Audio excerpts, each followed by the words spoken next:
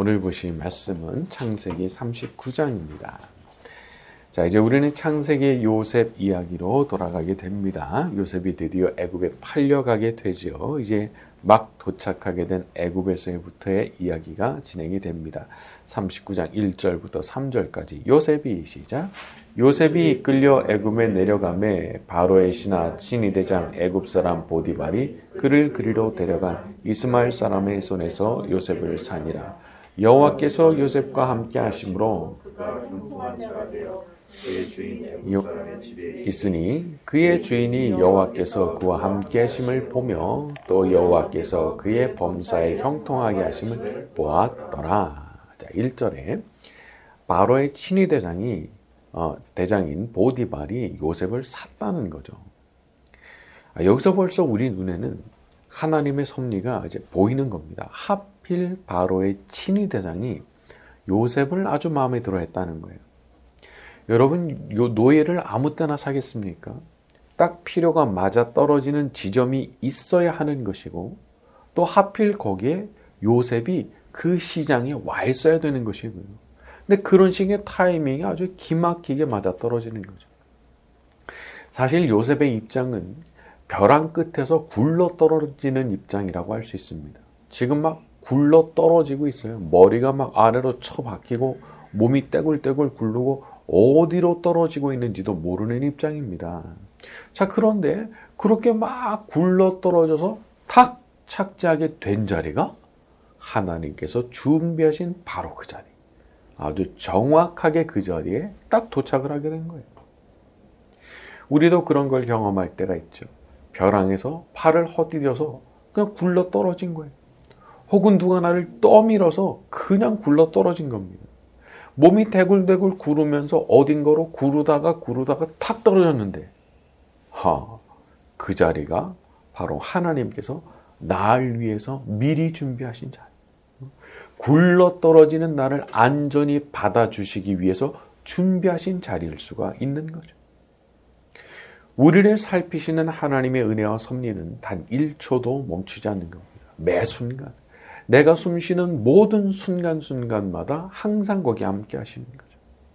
그러니까 내가 어딘가로 정확히 굴러떨어지게 됐다면 그 이유가 있는 거예요. 하나님께서 보내신 이유가 있는 거죠. 자, 그리고 보면요, 거기서 요셉이 새롭게 다시 시작을 합니다.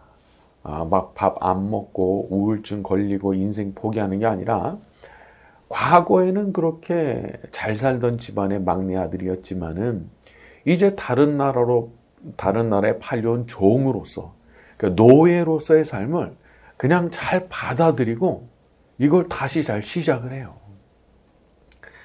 야, 여기서는 참 우리가 그런 걸 배워야 되는 게 아닐까 싶습니다. 노예로 굴러 떨어졌습니까? 막 그 자리를 원망하고 분노할 게 아니라, 나를 바로 여기 이 자리에 바로 여기로 굴러 떨어지게 하신 바로 그 섭리가 있다. 하나님 계획이 있다. 그걸 믿고 거기서 다시 시작하는 거예요. 그리고 다시 시작한 그 자리에서 어떤 일이 일어나게 됐습니까? 2절 보니까 여호와께서 요셉과 함께 하심으로 그가 형통한 자가 되어, 3절에 주인이 여호와께서 그의 범사에 형통하게 하심을 보았더라. 바닥에 굴러떨어진 건 맞아요. 비참하게 한순간에 노예 신사된 건 맞습니다. 하지만 거기서 새로운 하나님 은혜가 임하는데 요셉이 뭘 하든지 하나님께서 도와주시는 것을 보게 된 거죠. 여러분, 이게 희한한 겁니다. 요셉이 이렇게 노예의 자리로 굴러떨어지기 전까지는 이런 언급 자체가 없어요. 이건 요셉의 인생에 있었던 은혜가 아닙니다. 근데 이상하게도 노예의 자리로 굴러떨어지고 나니까 거기서 모든 걸 받아들이고 새 출발하겠다고 마음 딱 먹으니까 거기에 전혀 새로운 하나님의 은혜가 부어지기 시작하게 된 거죠. 그러니까 우리가 너무 실망하거나 할 필요가 없는 겁니다. 노예의 자리로 굴러 떨어졌습니까? 하지만 내가 잘 받아들이기로 결심했잖아요. 그러면 이제 아주 특별한 은혜가 부어줄 수 있는 그런 준비가 다 된 거거든요. 우리 하나님은 항상 위기의 순간에 더욱 크고 놀라운 은혜를 베푸시는 분이십니다. 그리고 아주 마음이 낮아지고 겸손해지는 그런 시기에 더욱 큰 은혜를 베푸시는 분이시죠. 그렇기 때문에 내가 굴러 떨어졌구나 싶은 그때에 내가 더 큰 은혜를 삼아야 되는 거예요. 아, 이제 나한테 더 특별한 은혜의 시기가 오겠구나. 그렇게 생각해야 되는 거죠. 굴러 떨어졌던 요셉이 이전과는 다른 차원의 은혜와 축복을 얻게 된 것처럼 우리 모두에게도 그와 같은 일들이 일어나게 되기를 바랍니다. 자, 우리 4절로 갑니다. 요셉이 시작. 요셉이 그의 주인에게 은혜를 입어 자기의 소유를 다 그의 손에 위탁하니. 자, 제가 보니까 하나님께서 사람을 만드실 때 항상 중요하게 보시는 게 다른 사람들과의 관계더라고요. 관계. 인간관계 안에서 신뢰할 만한 사람이 되느냐 마느냐. 아주 유능한 것 같은데 다른 사람하고 함께 살아갈 때 너무 문제가 많아요. 참지도 못하고 용서도 못하고 너무 자기 마음대로만 하려고 해요. 그래서 계속 부딪혀요. 그러니까 사람들 사이에 넣어두면 걱정이 되는 거예요. 걱정이. 자, 그러면 이거 거의 100% 이런 경우 하나님께서 거의 100% 다 그냥 붙잡아다가 다루시게 돼 있습니다. 마치 17세의 요셉을 그렇게 다루셨던 것처럼 하나님께서 그냥 두실 수가 없는 거예요. 자, 그런데 요셉이 달라진 겁니다. 노예로 이렇게 굴러떨어진 요셉이 딴 사람이라도 된 것처럼 달라지는 거예요. 얼마나 일을 잘하고 인격적으로도 신뢰할 만한 사람이 됐는지 그 어린 요셉을 가정 총무로 삼았다는 거 아니겠어요? 그 집안이 작은 집안이었겠습니까? 바로의 친위대장인데 아마 집도 대저택이었을 거예요. 그러면 노예들 중에도 나이 많고 경험 많고 그런 사람 얼마나 많았겠어요? 그리고 이미 가정 총무 자리에서 그 일을 하고 있었던 사람도 있었겠죠. 자, 그런데 그런 사람들 다 제껴버리고 어린 요셉을 가정 총무로 삼았던 겁니다. 그만큼 요셉은 나이는 어리지만 실력으로나 인품으로나 정말 신뢰할 만한 사람으로 보였다는 거죠. 그러니까 나이가 어리다는 건 굉장한 단점이 될 수 있는데 그걸 단점으로 생각할 수 없을 만큼 그런 느낌을 받았다는 거거든요. 얘는 틀림없다. 맡기면 틀림없다. 그런 느낌을 받았던 거예요. 사람이 늘 자기만 하는 철부지에서부터 누군가로부터 전적으로 신뢰받는 사람으로 성장한다는 거 얼마나 중요한 일인지 모릅니다. 아, 나는 뭐 인간관계 다 필요 없고 나하고 하나님만 괜찮으면 다 괜찮은 거다. 글쎄요. 이제 그렇게 생각을 하시면 이제 곤란한 일들이 진짜 많이 닥치는 것을 이제 경험하게 될 거예요. 우리 하나님은 우리 모두가 사람들 사이의 인간관계 안에서도 요셉처럼 아주 신뢰할 만한 인격으로 변화되는 걸 바라시거든요. 그리고 그걸 목적으로 두시고 연단을 해가시거든요. 하나님 연단하시면은 인간관계 안에서 너 철부지가 아니라 다른 사람들이 신뢰할 만한 그런 인격이 되어야 되는 거야 라고 하시는 게 분명히 있거든요. 자, 요셉과 같이 그렇게 성숙한 사람으로 신뢰할 만한 인격으로 변화되어가는 저희 모두가 되기를 바랍니다. 자, 우리 5절로 갑니다. 그가 요셉에게 시작. 그가 요셉에게 자기의 집과 여호와께서 요셉을 위하여 그 애굽 사람의 집에 복을 내리심으로 여호와의 복이 그의 집과 밭에 있는 모든 소에 미친지라. 역시나 보디발의 안목은 훌륭했습니다. 그가 요셉에게 모든 소유물을 주관하게 한 때부터 여호와의 복이 모든 소유에 미친지라. 주관하게 한 때부터. 요거 중요한 포인트죠. 뭔가 보인 거예요. 그때부터 달라졌다. 요걸 눈치채지 않을 수가 없도록 하나님 만드신 거예요. 맡긴 그때부터 집안이 달라졌는데 이런 느낌을 받아버린 거예요. 우리 하나님의 축복이라는 게 그렇더라고요. 그게 하나님 축복이라는 걸 눈치채지 않을 수가 없도록 그 복이 임하는 거예요.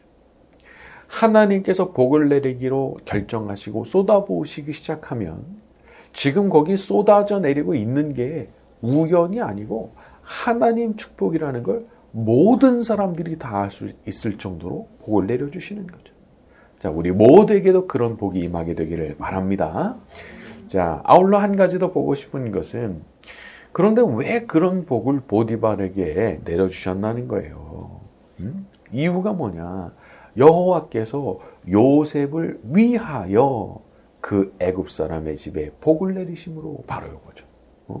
보디발 집에 복을 내리신 이유 딴 거 아니라는 거예요. 요셉 때문에, 요셉으로 인해서 요셉을 생각하셔서 그 복을 내리셨다는 거예요.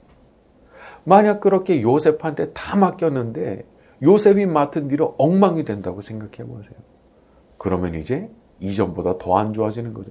맡겼는데 엉망되니까 서 있을 입지 자체가 이제 없어지는 거죠.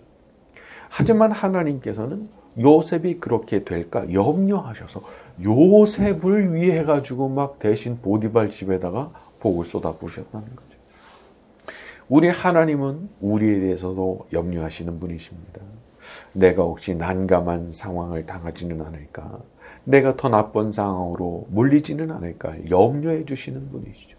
부모가 자식을 염려하듯이 말이죠.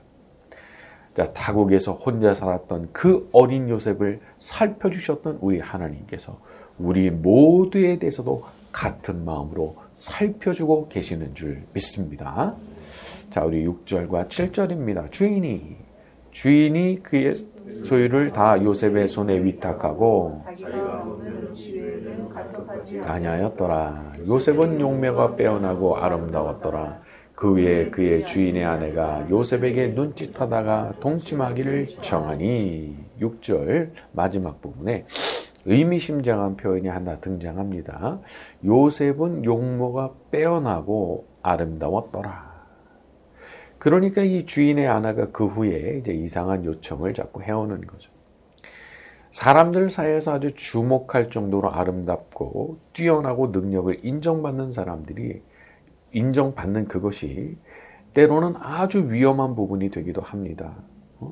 사실 요셉이 평범했다면 이런 일 생기지도 않았을 거예요. 능력도 너무 출중한데 외모도 너무 아름다워. 그러니까 여기 뭔가 접근하려는 사람들이 나타나는 거예요. 접근하려는 사람. 그래서 사람이 가장 성공적인 삶을 살고 있는 것 같을 때 모두에게 인정받고 다 저 사람 성공했다라는 그런 말을 듣는 그때가 가장 위험한 때일 수 있죠. 왜냐하면 그때 이런 사람들이 들러붙거든요. 사실 아무것도 볼 게 없는 사람한테는 사기꾼들이 달라붙지도 않죠. 꽃뱀도 달라붙지가 않죠. 하지만 모두가 주목하고 모두가 찬사 보내고 모두가 인정하는 그 자리에 있는 사람에게는 그런 사람들이 다 몰려올 수 있는 거거든요. 그래서 우리가 기도할 수밖에 없죠. 항상 지켜달라고, 보호해달라고. 그리고 이게 어떤 식으로 우리에게 어떤 형태로 나타나게 될지 모르는 겁니다. 이 보디발의 아내도 얼마나 젊고 아름다운 여자였겠어요. 바로의 친위대장식 되는 사람이 그 당시에 아무나 데리고 살았겠습니까? 그런데 아주 마귀 같은 여자였거든요. 이제 다음 주에 다루게 되겠지만은 이 여자 보통 여자 아닙니다. 너무 아름다운 용모를 가졌는데 그 속이 마귀예요, 마귀. 그래서 저는 참 날이 갈수록 우리가 시험에 들지 않겠다라고 기도하고 악에서부터 건져달라는 그런 기도가 얼마나 중요한 기도인가를 막 절감해요. 그래서 제가 중보 기도를 하잖아요. 우리 성도님들 위해서도 하고 저희 가족들을 위해서도 하고 늘 하는데도 제가 항상 이 부분을 언급해요. 이 시험에 들지 않고 악에서부터 건져달라는 그 기도. 왜냐하면 그게 정말 필요하니까 말이죠. 매일의 삶에서 시험에 들지 않고 항상 악에서부터 건지심을 받으면서 살아가는 저와 여러분이 되기를 예수님의 이름으로 축원합니다.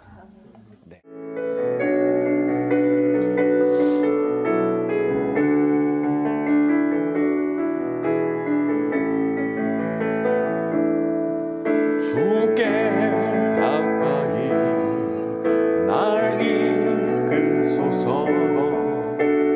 간절히 주님만을 원합니다.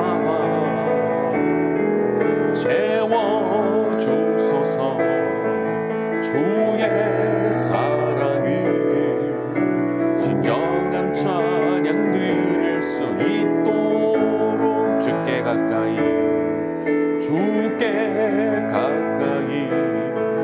나 이끄소서 간절히 주님만을 원합니다. 채워주소서 주의 사랑을 진정한 찬양 들을 수 있도록 목마른 나의 영혼 주를 부르니 나의 맘만 적어 주소서. 주님만을 원합니다. 더 원합니다. 나의 맘만 적어 주소. 주께 가까이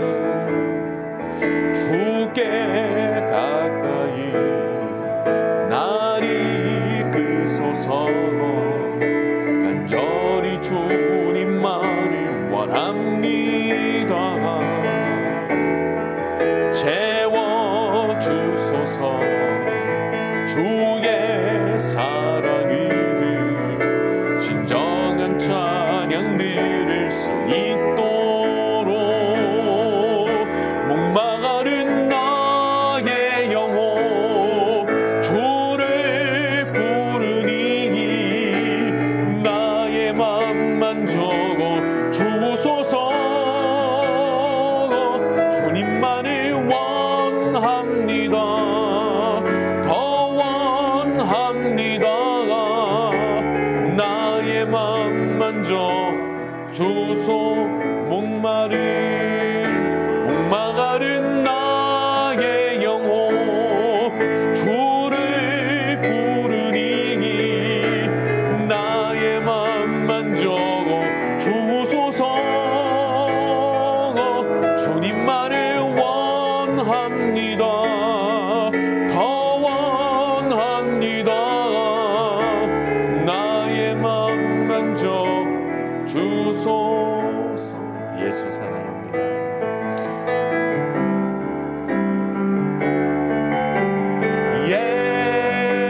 예수 사랑합니다. 사랑합니다. 온 마음 다하여 오직 주님 한 분만 간절히 더 원합니다. 예수 사랑합니다. 예수 사랑합니다. 사랑합니다. 온 마음 다하여 오직 주님 한 분만 간절히 더 원합니다.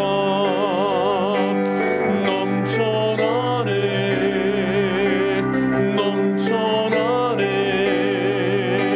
주를 향한 내 속에 갈망이 주님께로 날 이끌어 주소서. 주님을 더 원합니 넘쳐나네